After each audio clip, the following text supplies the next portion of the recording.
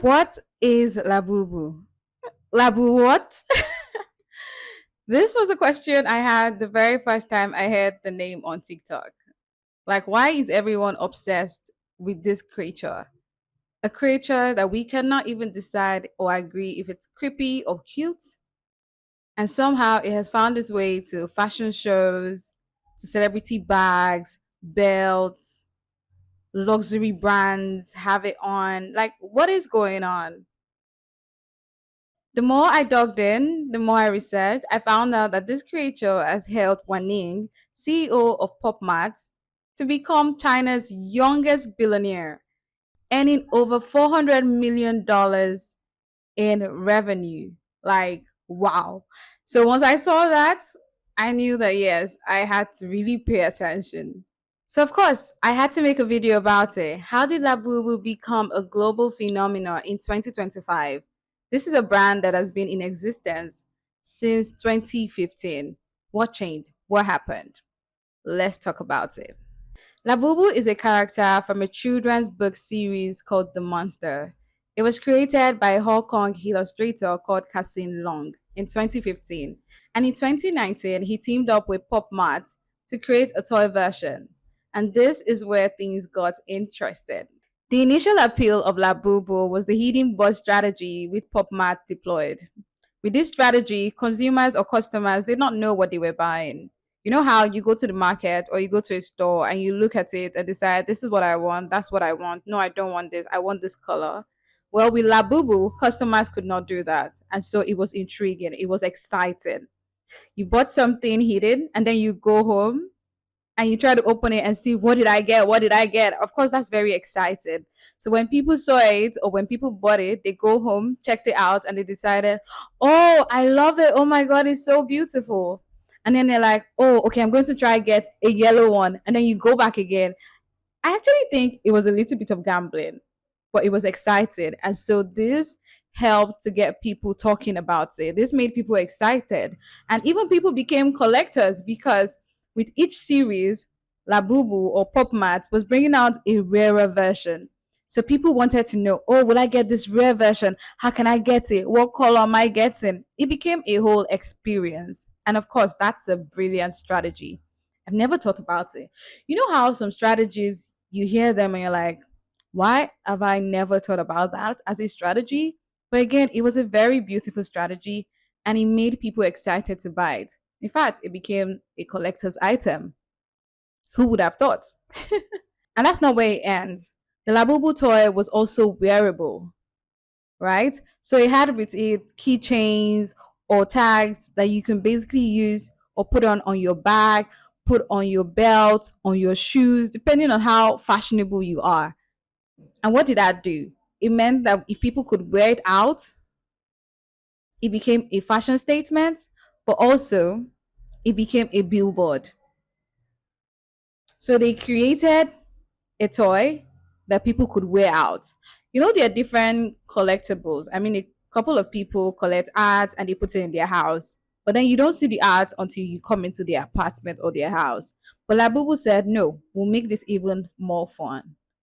We will add something that makes it wearable. So it means that you could have it in your house, but you can also wear it out. When people wear it out as a fashion accessory, it got other people talking. Of course, it became a billboard. And if I see somebody with it, I'm like, what is that? And the person goes, Labubu. So basically, because of this, or by making it wearable, they transitioned it from just being an item or a toy that you can keep at home into a fashion statement, a fashion accessory. I also think that the timing was very strategic. At the time where the Labubus became wearable, bag charm became a thing or was a thing. We had brands like Miu Miu and Coach designing bag charms. We had Gen Z girls, TikTok girls adding keychains, bag charms to their bags. So of course, Labubu became an accessory that we could add to our bag. So it was just the right timing, very well positioned for people to pick it up. Adding to that, celebrities also decided, oh, I love this. And they picked it up and started adding it to their bags. We saw Rihanna, Lisa, David Beckham adding this to their fashion items. And mind you, these are people who are not just any celebrities, they are international celebrities. So seeing them wear this felt like a nod of approval. And of course, their fans were like, oh, if Rihanna can wear it, definitely I can wear it too. One particular celebrity stood out though, Lisa from Blackpink. Seeing Lisa talk about her love for Labubu and how that went viral reminds me of a celebrity media theory called matchup hypothesis. This theory was proposed by Michael Cummins, and it says that the effectiveness of a celebrity endorsement depends on the fit between the celebrity and the product. And I can say that without a doubt, Lisa and Labubu were a perfect match. Why? I mean, think about it, pop culture, fashion forward, edgy. All of these things describe both Lisa as an artist and also Labubu. So it made perfect sense. So this reminds us as marketers and also brands that when you're choosing somebody to talk about your product, it needs to be somebody who is aligned, who fits your brand, who has the same value, who it's almost like if your brand were a person, it would be this person. I think that that can be said for Lisa and Labubu. If Labubu were a musician or a person, it would be Lisa. She fits the bill. And because of this, it was easy for people to believe her love for it because it was very genuine. It was very hard. It's not weird that she loves it, it is believable. So it needs to be believable even when you're paying somebody to talk about it. But in this case, she wasn't even paid. It was just a match made in heaven. And I think that's what makes the match even more befitting. But that's not all that has made Labubu a global phenomenon. Another thing that the Pop Mart team has done so well is brand partnership. Labubu has partnerships with Coca-Cola. It has partnership with Koyama K, a K series. It has partnership with Uniqlo and also partnership with a Chinese designer label called Pronounce.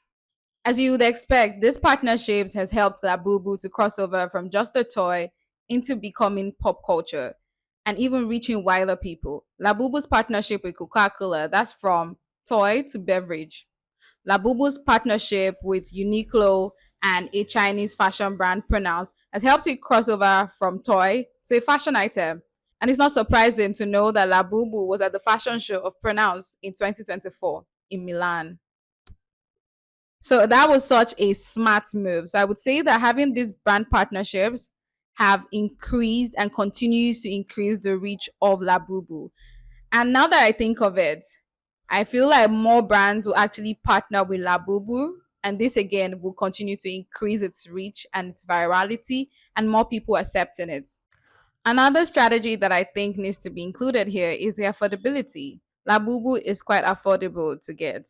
So you're not trying to break a bank to get it. However, it is rare to get. It is also scarce. And so you have people queuing up to get it. People want to buy it. People have the money to buy it, but then they're not able to. So what happens is the people who are able to buy it try to resell it and they sell it for a higher price. So that continues again to increase the value. When you add affordability, the excitement and experience from a hidden box strategy, the nod of approval from celebrities that people love and adore, partnerships from brands that people know, scarcity and exclusivity, with a sprinkle of TikTok dances and videos here and there, of course, you become a global phenomenon. The brand has really put in the work, and I'm excited to see what more they do and how this trend continues to rise. Until next time, bye.